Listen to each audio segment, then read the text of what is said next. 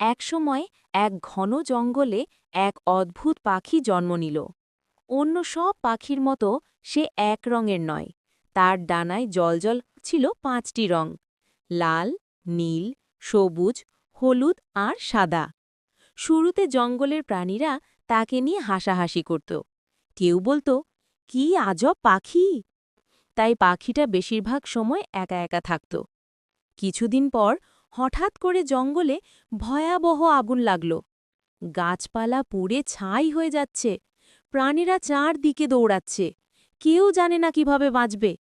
ঠিক তখনই সেই ৫ রঙের পাখি উড়ে আকাশে উঠল।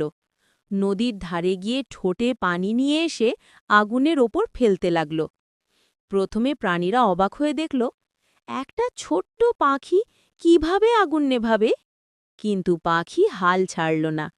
তার লাল রং সবাইকে সাহস দিল, নীল রং শান্তির বার্তা দিল, সবুজ রঙে প্রাণীরা শক্তি পেল, হলুদ রং জাগালো আশা, আর সাদা রং সবাইকে একসাথে মিলিয়ে দিল। প্রাণীরা সাহস নিয়ে একত্র হল।